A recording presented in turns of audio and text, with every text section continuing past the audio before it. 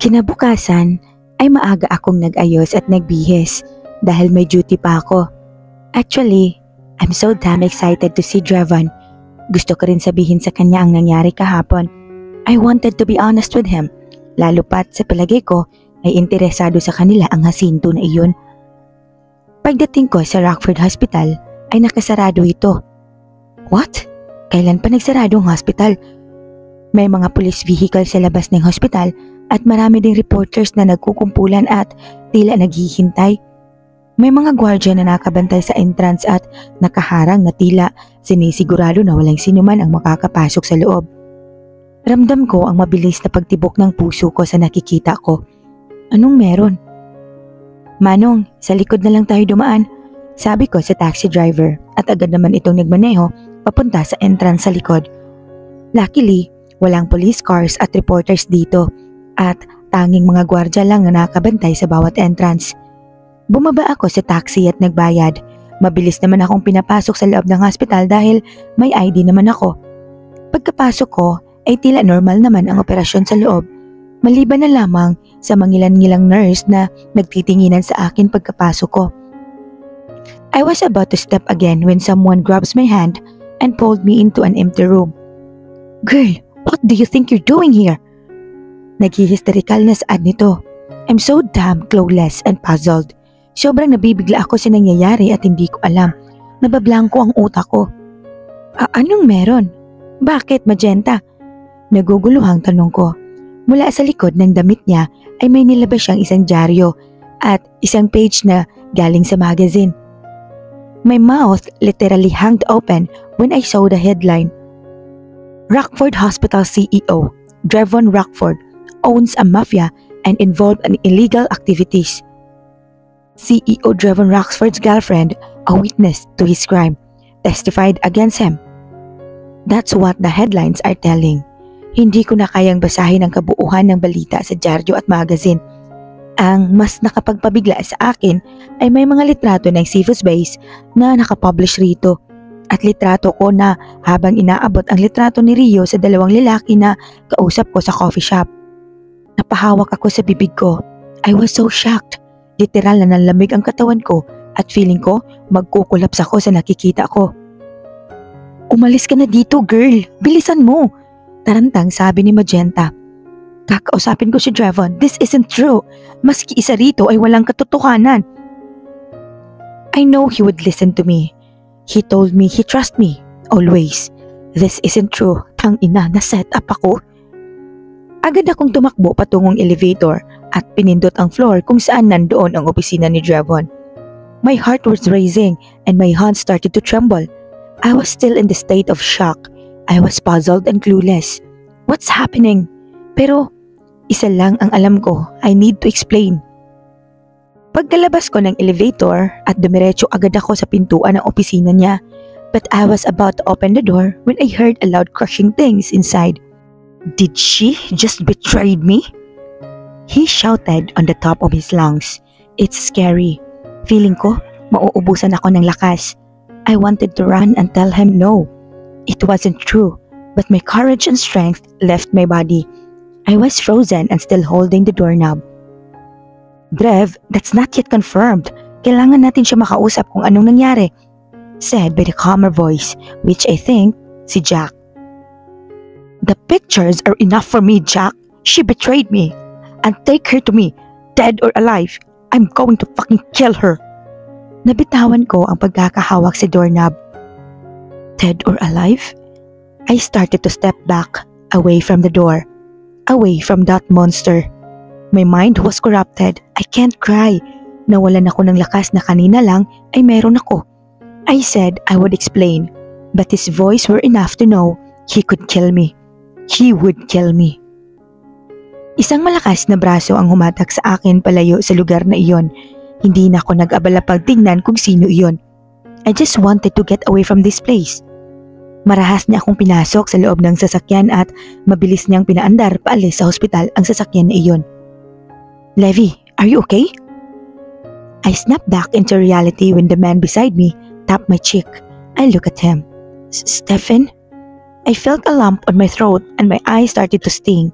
He looked at me with eyes full of worry, sadness and anger. Anong nangyayari, Steph? Naguguluhan ako, Steph.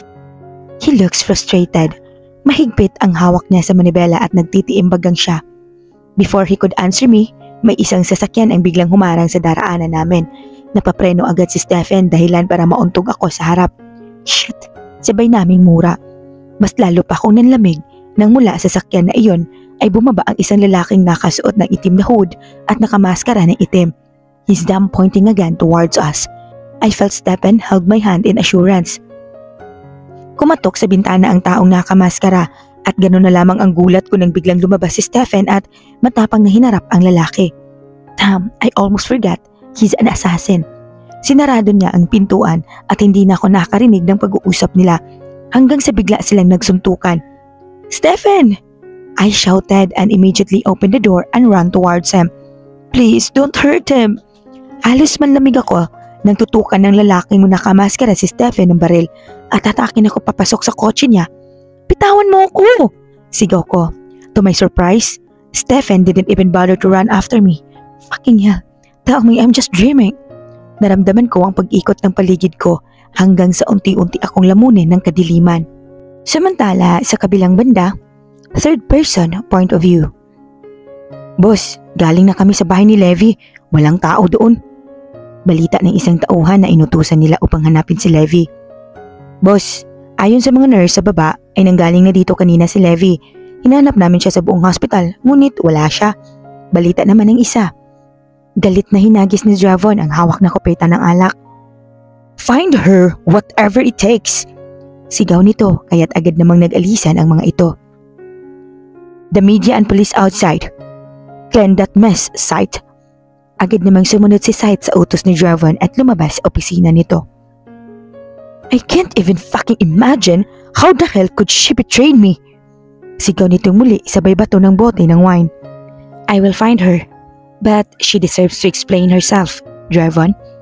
Kalmadong saad ni Jack. Those police and medias can't do anything unless they have a stronger evidence. That audio recording can't be used against us. That's illegal. Mas lalong nagngit-ngit sa galit si Javon sa narinig nito. Aren't you worried about her situation? Jack asked out of the blue. Matalim na tingin ang binigay ni Javon sa kanya. Why would I? Sigaw nito muli. Hindi na nakasagot si Jack, masamang sabayan ang galit ng lalaking ito. Napatingin sila sa pinto nang pumasok si Sight mula doon. May dala itong laptop at madilim ang aura na bumabalot dito. You need to see this. Seryoso ang saad nito. Agad na lumapit ito sa lamesa ni Javon at lumapit na din si Jack. Sabay-sabay nilang pinanood ang CCTV footage mula sa pagpasok ni Levi sa ospital hanggang sa pagpunta nito sa opisina ni Javon. Ngunit bigla na lamang itong umatras at hinatak ni Stephen papuntang parking lot. Where did they go? Sigaw nito. Bago pa nila ma-play ang isa pang video na kuha mula sa iba't ibang highway, ay may pumasok muli sa pintuan, si Travis. Where's Levi? Sigaw nito. We're also finding her, sagot ni Jack. Bumalik sila sa harap ng laptop, maging si Travis ay nakinood din sa kanila. Pinapanood nila ang CCTV footage na kuha mula sa isang private road. Nagulat sila nang biglang may humarang na isang sasakyan na sinasakyan nila Levi.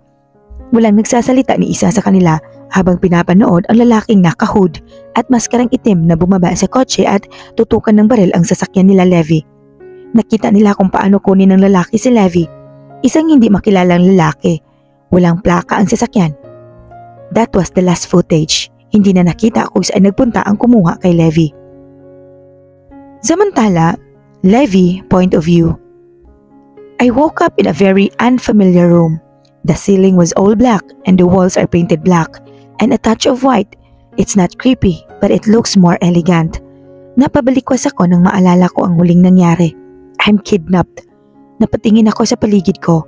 Para sa isang nakidnap ay mukhang maganda ang kwarto na ito. Walang tali ang kamay at paa ko kaya't agad akong tumakbo papunta sa pinto. Inaasahan ko na nakalak ang pinto dahil nga nakidnap ako. But to my surprise, it was open. Agad kong pinihit ang pinto at dahan-dahang lumabas mula rito.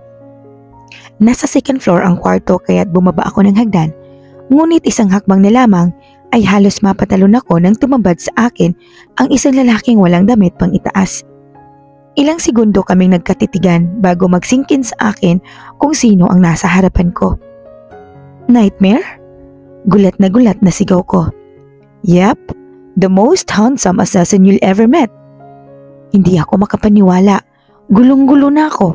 Sobrang buhol-buhol na ang utak ko. Siya ba ang kumidnap sa akin? Bakit ako nandito? Anong nangyayari? Please, answer me. Huminga ito ng malalim at hinatak ako patungo sa sala. Ikaw bang kumidnap sa akin? Bakit? Tanong ko muli. Because it's a dead end for you. I just saved your soon-to-be miserable life. Mas lalo akong naguluhan sa sinabi nito. You just betrayed a mafia lord. What do you think would happen next? I didn't betray him. Na-set up ako.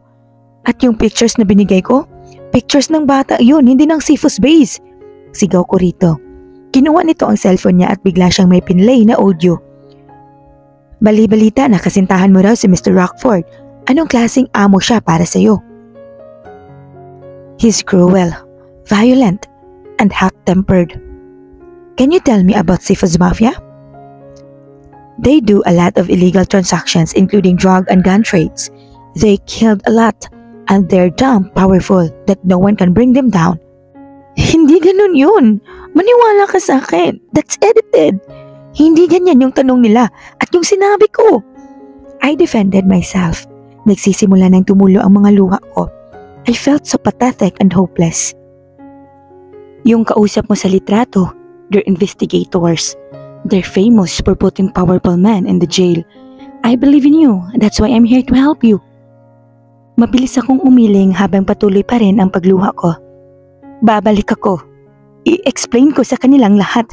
Hindi ako tatakbo, Nightmare. Hindi ako kriminal. Hindi ko mapigilang humagulgol sa sobrang sama ng loob ko. How dare them to use me? Do you think they would let you live? Halatang napipiko na rin ito sa akin. I don't care if they would kill me. I want to explain my side. You wouldn't just kill yourself. Hindi lang buhay mo ang nakataya rito, pati ang buhay ng anak mo. Nababaliw ka na ba? Natigilan ako sa narinig ko. Anak? Nino? Wala pa akong anak. You don't know you're pregnant? Naramdaman ko ang labis na pagbilis ng tibok ng puso ko. Parang nabingi ako at walang salitang nais lumabas sa bibig ko. You're pregnant. You can't risk your life going there without any guarantee that they would keep you alive. Everyone is after you now. The police are after you. They want you to testify against Sifus Mafia. They need you as a witness. That guy Jacinto would do everything to make you speak. They would torture you. That's how they work.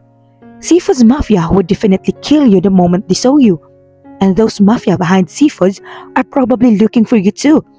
The Night Mafia and Orion Mafia, they're Sifus' greatest allies. They're all after you now. Would you risk it? Would you risk everything just to explain your downside without a guarantee that they would believe in you? Napahawak ako bigla sa tiyan ko. I'm pregnant? Bakit ngayon pa? Bakit ngayon pa nangyayari ang lahat ng ito? Uuwi na lang ako sa isla namin. Walang nakakaalam doon. He just smirked at me like I said something hilarious. Yeah, go home to your beloved island and drag your family to your mess. Napalunok ako sa sinabi nito. He's right. Madadamay sila kapag pumunta ako doon. Sa palagay ko, ay minamanmanan na nila ang isla nyo at hinihintay ka nilang umuwi. You know, you can't do that. Bakit mo ko kinuha kay Stephen? I told him I'm the only one that could make you safe. You think you're safe with him? No. They would investigate everyone that could possibly help you. Even Travis can't help you right now. He may be your friend, but he's under Sifus Mafia. So just accept the fact that it's only me that could help you. Nag-uunahan na naman ang pagtulo ng mga luha ko. Pakiramdam ko ay panaginip lang ang lahat ng ito. Kahapon lang ay masaya ako. Ngayon, halos wala na akong matakbuhan. Why are you helping me? I can't help but to ask. Let's just say I'm doing my brother a favor. How long should I hide? Forever. Hinang-hina akong napaupo sa sofa. My heart is clenching in anger and sadness. If I would hide forever, then my family should be considering me dead right now. Drevon didn't let me explain. He could help me if he just let me explain. But after seeing those headlines, he want me dead in an instant. He told me he always trust me. Bullshit. Paano na itong anak namin? Mabubuhay na nagtatago at walang amang kinikilala. Damn this life. Alam ba ni Travis ito? Pinilit kong magsalita kahit sa totoo lang ay wala na akong lakas pa para makarinig ng kahit ano. Sobrang sakit na. No, he didn't know everything at wala akong balak sabihin. Paano pag nadamay ka rito? Paano pag nalaman nila na ikaw ang tumutulong sa akin? They can't. Don't worry. You need a total makeover. You look like a trash.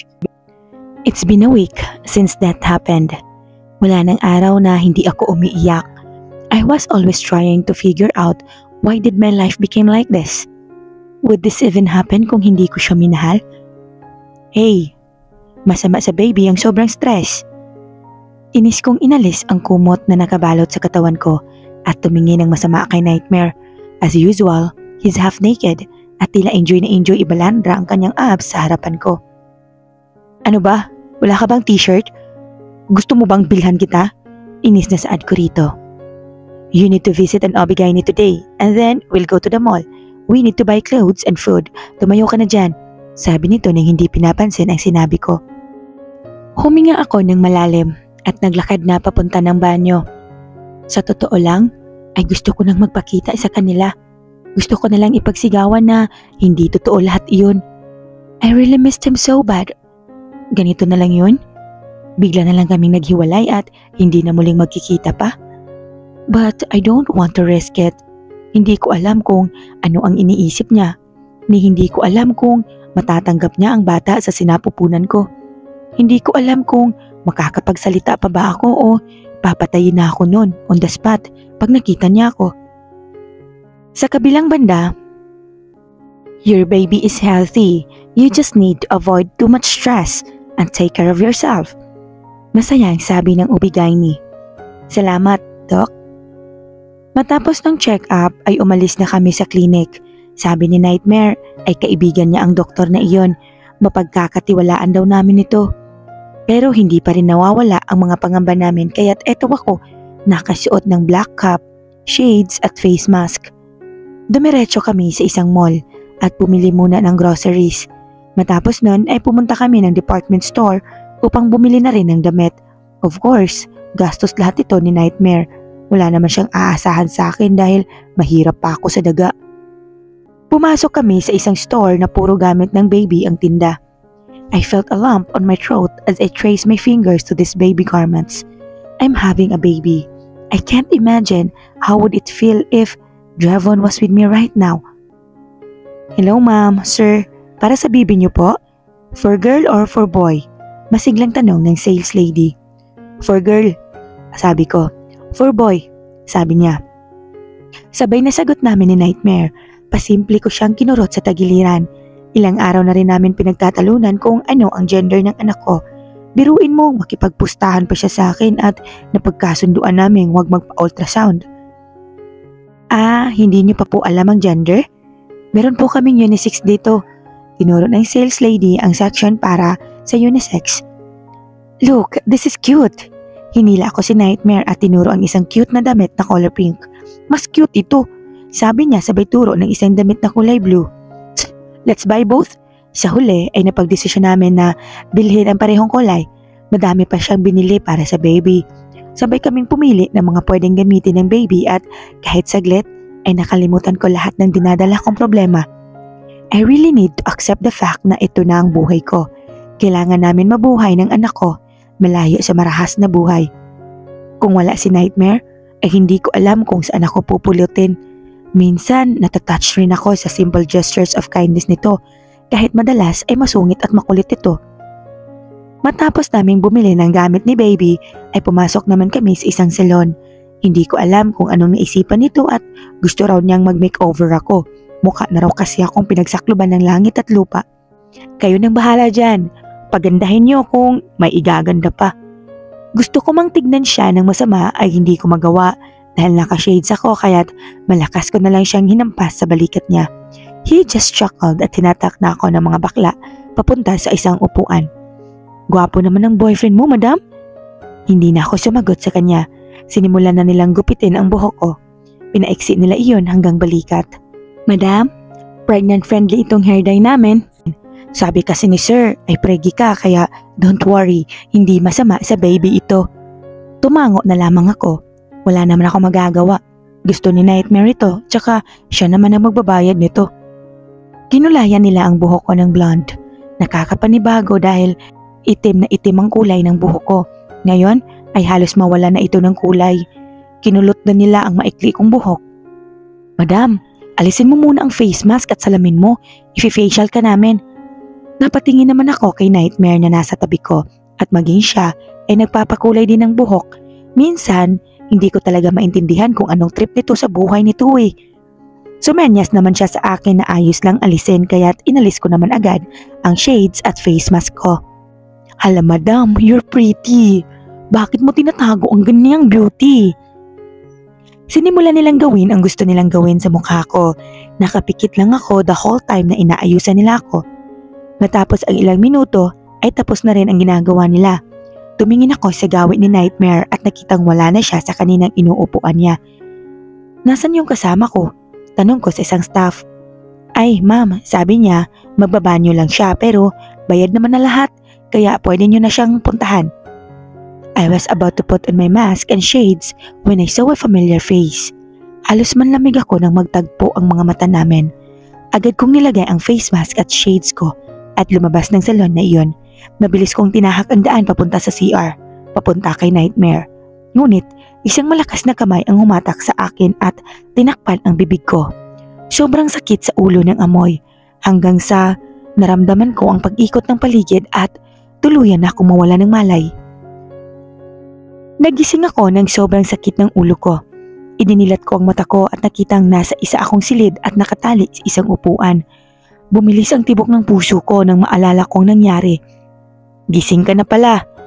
Napatingin ako sa pinanggalingan ng boses. Tanging galit lamang ang nararamdaman ko sa mga oras na ito, ngunit wala akong magawa. Jacinto.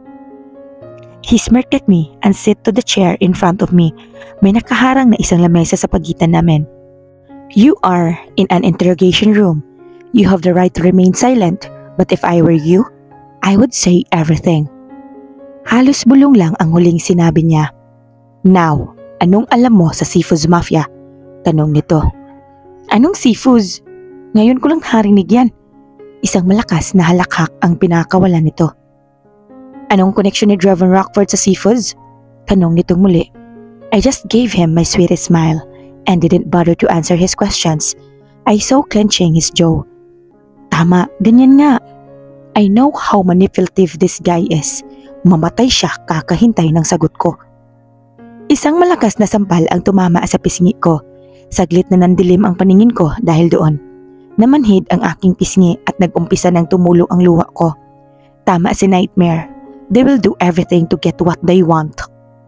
Biglang bumukas ang pintuan ng interrogation room at pumasok doon si Thomas. Pre, hindi mo siya kailangang saktan. Ako na muna rito. Hinatak niya palabas si Jacintong baliw at siya ang umupo sa harapan ko. Levi, sabihin mo na lang ang nalalaman mo para hindi na umabot sa ganito. Tila nangungusap na saad nito. Wala akong alam kaya anong sasabihin ko? Sigot ko rito. After everything I did for your family, you chose to do this to me? You set me up. You edited our conversation. Wala kang kwenta. Buti pala hindi ka naabutan ni Rio. Mabuti na lang pala. Dahil mahawaan mo pa siya ng kademonyuhan mo. Napayo ko ito sa sinabi ko. May inabot siyang tila isang larawan sa akin. Inilagay niya iyon sa harap ko. Litrato ito ng Seafoods base. Pero hindi lang iyon ang nandoon. May mga letra na nakasulat sa taas ng larawan. I'll help you escape tonight, 9 p.m. Is this really the Seafoods base? Tanong nito habang tinuturo ang larawan. Napatingin ako sa kanya. Hindi, sagot ko rito. May isang larawan pa siyang nilagay sa harapan ko. Litrato pa rin ng Seafoods base, pero may nakasulat pa rin dito. I'm sorry, trust me this time. Eto, larawan ba ito ng Seafoods base? Tanong niyang muli. Iling lang ang sinagot ko rito. Inumin mo muna ito. Bigay ni Sir Thomas yan. Nasa isang maliit na selda ako ngayon at inabutan ako ng isang pulis ng isang bote ng Diyos. Tinanggap ko naman ito dahil nauuhaw na rin ako at tuloy-tuloy na ininom iyon. Ilang lunok pa lamang ang nagagawa ko nang maramdaman ko ang paninikip ng dibdib ko. Damn, I can't breathe. Napahawak ako sa dibdib ko at pilit na humihinga, but I just can't. Help! I whispered, but darkness started to dominate me.